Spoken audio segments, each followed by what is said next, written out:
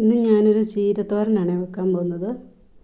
അപ്പോൾ ചീര ഞാൻ നല്ല വൃത്തിയായിട്ട് കഴുകി എടുത്ത് തണ്ടൊക്കെ ഉണ്ട്, എല്ലാം കൂടെ തണ്ടൊന്നും കളയരുത്. തണ്ടൊക്കെ നല്ല ഗുണമുള്ളതാണ്, ചെറുതായിട്ട് അരിഞ്ഞിട്ടാൽ മതി. അപ്പം ചീര കഴുകി വൃത്തിയായി വെച്ചിട്ടുണ്ട്. പിന്നെ അതിന് വേണ്ട ചെറുള്ളി, കാന്താരി, ലേശം മഞ്ഞൾപ്പൊടി, 2 കറിവേപ്പില, പിന്നെ കുറച്ച് തേങ്ങ ചിരവിയത്. നമുക്ക് ആദ്യം ചീര അരിഞ്ഞിട്ട് വരാം. ചീരത്തോരൻ വെക്കാനായിട്ട് നമ്മൾ ചട്ടി അടുപ്പത്ത് ചൂടായിട്ടുണ്ട്. അപ്പം നമുക്ക് ഇച്ചിരി വെളിച്ചെണ്ണ ഒഴിച്ചു കൊടുക്കാം.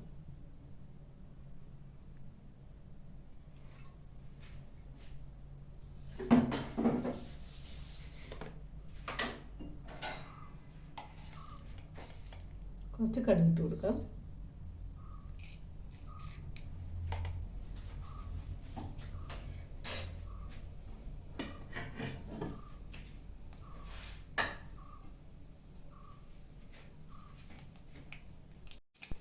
കടുക് പൊട്ടി വരുമ്പോൾ നമുക്കൊരു 5-6 അരി, കഴുകി വെച്ച അരിയാണ്, 2 അരി ഇട്ട് കൊടുത്താൽ കുറച്ച് മതി.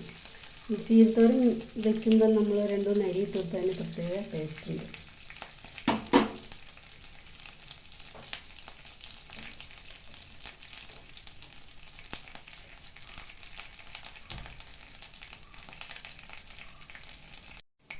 അരി ഇട്ടതെല്ലാം നല്ല മലര് പോലെ വന്നിട്ടുണ്ട്. നമുക്കിനി അരിഞ്ഞ് വെച്ചിട്ട് ചെറുള്ളി അരിഞ്ഞിട്ട് കൊടുക്കാം. കാന്താരി ഇട്ട് കൊടുക്കാം.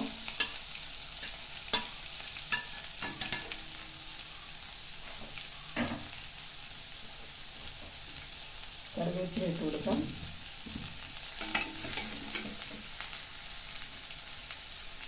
നമ്മൾ ലേശം ഉപ്പും കൂടെ ഇട്ട് കൊടുക്കാം.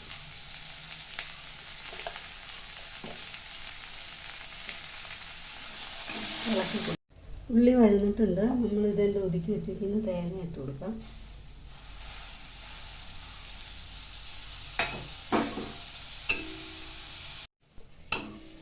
അരപ്പൊക്കെ ശരിക്കും അതിൻ്റെ പച്ചമണം മാറിയത് നമുക്ക് ആദ്യം ഇനിയിപ്പോൾ തണ്ട് അരിഞ്ഞ് വെച്ചില്ലേ, ആ തണ്ടാണ് നമ്മൾ ഇട്ട് കൊടുക്കുന്നത്. എന്നിട്ട് ഇളക്കി കൊടുക്കുക.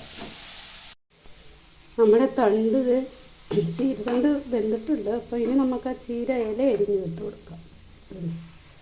ഇത് ലാസ്റ്റ് ഇടാവുള്ളൂ, അല്ലെങ്കിൽ നമുക്ക് ഈ ചീര ഇട്ട് കഴിഞ്ഞാൽ പിന്നെ അധികം വേവരുത്. നന്നായിട്ട് ചൂടായാൽ മതി, അല്ലെങ്കിൽ അതിൻ്റെ ഗുണം നഷ്ടപ്പെടും. നമുക്കങ്ങ് ഇളക്കി കൊടുക്കാം. ഇനി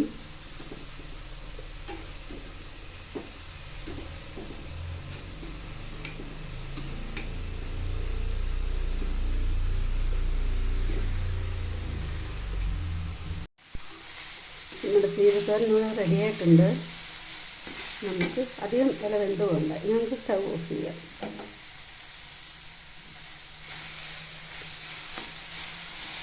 എല്ലാവരും ചെയ്ത് നോക്ക്. ഇഷ്ടപ്പെട്ടെങ്കിൽ ഷെയർ ചെയ്യുക, ലൈക്ക് ചെയ്യുക, സബ്സ്ക്രൈബ് ചെയ്യുക. Okay, thank you.